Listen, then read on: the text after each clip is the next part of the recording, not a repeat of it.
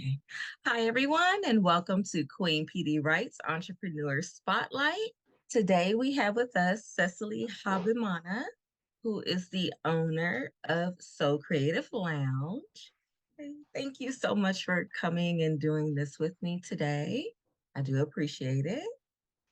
You're welcome. So, my first question for you is actually, where are you originally from? I'm from Chicago, but I went to Howard University back in 2000. I just stayed in the DC area after that. Okay, okay. And how did you get into sewing and crafting? So I grew up in a very artistic household. My mother is an artist, so she taught me how to sew very young. She taught me, ceramics and a little bit of drawing, even though I'm not very good at it. But that's basically my introduction to sewing and crafting and such was through her. Awesome. I like that. I like how it's usually like a family member that gets someone Mhm. into these creative like outlets. Exactly, exactly. That is so nice. So, how did the So Creative Lounge idea come about? Like, what made you say this is what I want to create for others to group into here? Yeah, so I'll start. I'm trying to think of how far back to start. I'll start at I had a clothing line that I started back in I want to say maybe 2012 is when I started manufacturing a line. And from that point, I started working with a boutique in Southeast DC called Nubian Human. And we were trying to figure out how to bring traffic to the Anacostia Art Center, which is where Nubian Human was located at that time. What we found was that they loved events. People would come out for events, but in between time, we weren't finding that much traffic. And so she was like, "How about a sip and sew class?" And so with that, we started doing these sip and sew classes. I asked my neighbor Tisha at the time, who we were neighbors at the time. I was like, "Hey, you want to teach a class with me?" And she said, "Yeah, sure." And so we started teaching these classes, and from that, we basically every class we did, we sold out. Hmm. We did that for about 3 years until one day our husband said, "I'm tired of helping you all pop up and do sewing classes around the city. You all need to find a space." And with that, we started searching for a space. We opened up our first studio in Mount Rainier, Maryland in 2017. And then, as you know, we just moved to Atlanta, Maryland, just a couple 2 months ago now. Okay. And how did you come up with the name So Creative Lounge? Well, lounge was a very important part of the title because we wanted it to be a place where people could relax and learn about sewing and not necessarily think of it as like a kind of, exclusive, or like we wanted to be like, okay, you're going to relax, you're going to have a little fun, especially with us coming from Sip and Sew DC, right? Because that environment was like you drink a little wine, you learn how to sew and that sort of thing. So the lounge was very intentional, and the pun on so like SO versus SEW was kind of like a natural thing. So that's how the name came about. I love that. I actually really do. Thank you. Um, you are so welcome. And I want to know, what do you think is unique about your company? What's unique is that we are serving a very specific group of people. Our community is predominantly African American women, and we are very intentional in making sure that we're serving them through the fabrics, we're serving them through the types of classes, even our patterns are geared towards African American women's shape. Um, we do everything related to sewing even beyond. So we have a trip coming up to Ghana next March, Oh, and oh, we have over 100 people that are coming with us to study textiles in Ghana. And so we have a virtual conference that brings together thousands of people every 6 months. And it's just full of energy. We do the line dancing and all sorts of things. And I don't know any other company that is engaging our community the way we do through sewing and quilting. I love that, Hmm. especially like the things that are outside of the creation of like Hmm. sewing and crafting. Exactly, Like, exactly.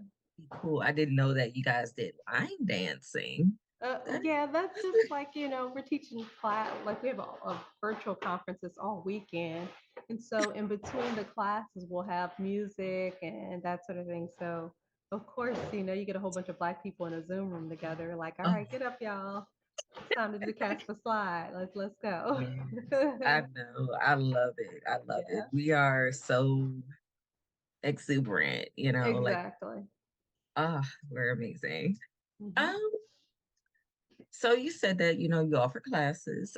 What type of classes do you offer there? Yeah, so we offer classes for both children and adults. So for our children's program, we have classes every Sunday. It's in person at our studio here. And then we also in the summer we have a summer camp for the children. Now our Oh, adult program, and we have a virtual membership program. And we also have in-person classes for adults, and those classes range from all the way from beginner classes to how to make a coat or how to make a pair of cargo pants or mm, just about anything that you can possibly think from to quilting to everything. I love Everything. it. Yeah. Mhm. And do you have to pay to like become a member or Mhm. like to do these classes at all? Yes, yes. So our membership, we have a couple different options for our members, and the lowest is $39 per month. But with that, you get access to like 4 virtual classes per month. You get access to our current sew along project, where every other month you'll get the pattern in the mail, and then the virtual what do you call those instructional videos to go along with that project. And then we have another tier at $69 and then a more expensive tier as well. So all of our classes in person are also paid as well. So you can look at our website, socreativelounge.com, for all of the pricing related to the classes. Awesome. So I know you said that this kind of started like with the community in Anacostia, Mhm. trying to get more people at you said the rec center, correct? Or Yeah, the at the Anacostia Art Center. art center. I'm so Yeah. sorry about that. No At worries. the art center. And do you give back to the community at all? Yeah, so we typically have some classes that we allow people from the community to come in where they get a lower rate or something like that. We've also done our open house was free, so Oh, for those you can come in and like kind of get to know what we do here. So those happen. We haven't done one in a while, actually. Open. It used to be something that we did regularly before COVID, but then COVID kind of like stuck a wrench in there. Another thing that we've done in prior time is done outreach classes at schools in the DC area. mm, So at one point we had 5 or 6 schools that we would go in with our machines and teach classes, and we still do some of them in the summer program, time as well. It just depends on which places we are in contact with for that summer. okay. And who is your target customer though? Your Yeah, actual, yeah, it's a Black woman. Most of the time, they're either retired or approaching retirement. They have the time. They're looking for a community to connect with. Um, it's an interesting question because when I first started the studio, I thought that our target audience was going to be my age, but in my age group, we're still raising like, children and, soccer practice and this and that. And really, we really don't have a whole lot of time for ourselves yet. But we do get some people that come in at that age group. But the goal is, as the children get older, then we'll be able to have more time for ourselves. So not to say that we don't have anybody that's younger, but the majority yeah, of them are people older we have. people. Mhm. Okay. So what was the hardest moment for you when it came to building up the So Creative Lounge? I think it's all hard. There's never a moment where everything is like it's understood and I know exactly what's going to happen from A to B. I don't Yeah. know, entrepreneurship and having a business is like a roller coaster. It's like one day it's like, oh my God, sales are great. And then the next day, it may be like $5. And you're like, wait, but I got staff and I got, salaries and payroll and rent and this and that. Like, how are we going to survive? And then the next day is like, oh my gosh, like, Yeah. everybody came back. And so I think the inconsistency, like the day to day inconsistency, makes it for me a little bit hard. Um, and then, the things that we don't have control over, like the economy or Mm, interest rates and that sort of thing. So that makes it hard because even though it doesn't no, it directly affects us, but it also affects our customers. And so when there's a lot of inflation, then people are not gonna be like, oh, let me go sell. No, they're gonna be like, let me make sure I got enough money for these potatoes and this yeah. cereal. And Yeah. then I'm gonna, squeeze my purse a little bit when it comes to, things that they enjoy doing. And I want to know, what is your favorite and least favorite item to make when it comes to crafting and sewing? Well, my clothing line was an all women's clothing line, so I love making dresses. Mostly skirts are my second favorite. I hate making men's clothes. So, like, my husband will tell you, he's like, you've made me one or two things in your life. I'm like, yes, because I do not like to make men's clothes. And so, yeah, so that's that. Okay. And do you have children? Yes, Because I know I you have. say you If I have have. two kids. Is it hard to balance being an entrepreneur and a mother and a family person at all? It sets boundaries, right? So I think that if I didn't have a family, didn't have kids, I'd probably just work all the time. Mm, I'd understood. probably there wouldn't be like I have to leave at 6 o'clock because I got to take this kid to tutoring or this kid to soccer. So in that sense, there's being both of those things brings balance to my life, so that I have that away time with my family, and then I have the time that I spend here at my studio. Okay. And is that always an easy task for you? Um, I mean, I think I said before, none of it's easy. Yeah. Yeah. Being a mother of two Understood. children, that's not easy. And then, having a business of this size or any size, is not easy. Yeah. But it's just something, something that I do, you know. Gotcha.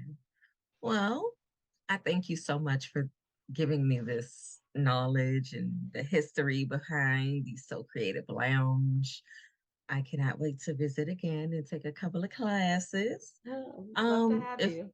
Thank you, thank you. And is there anything that you would like to tell anyone who is trying to start up a business or is trying to get into crafting and sewing? Any words of encouragement for them? I just think don't wait for the perfect moment to do it.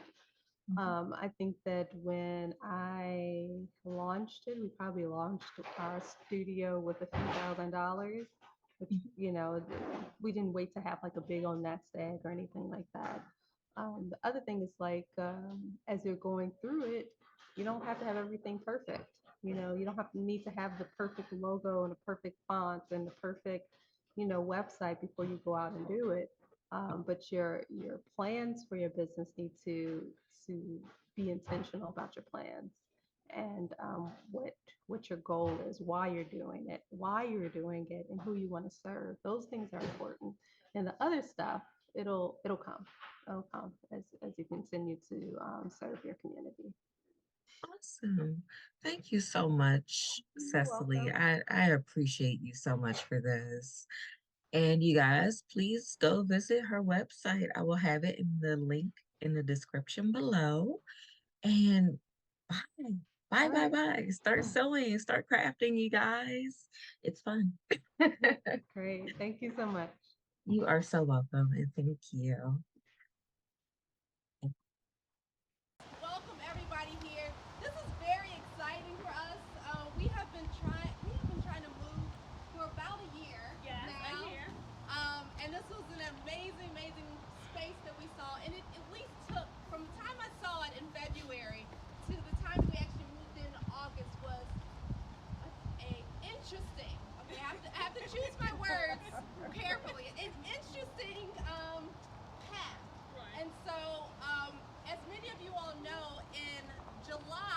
we realized this was actually going to happen. And we were like, oh no, how are we going to pay for all this? Right? Because it's very expensive for us to be able to come over here. And so it's because a lot of you all that we were actually able to afford to be able to move into this space. And a lot of times things like this, you don't know exactly how much things are going to cost. I didn't know we were going to pay $1,000 to get trash cans in the back. Wow. How do you budget for that, right? Wow. And then an $800 bill for electric. I didn't know that. I'm thinking, oh, 300. No, no.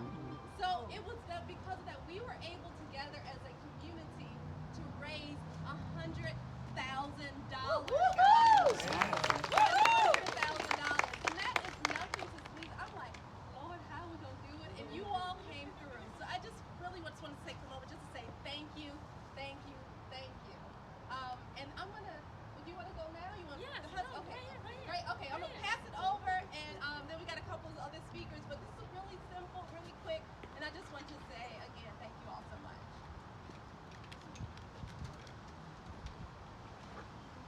I want to kudos to Cecily. That was yes, yes, yes, yes. But I do want to emphasize how much this means to us.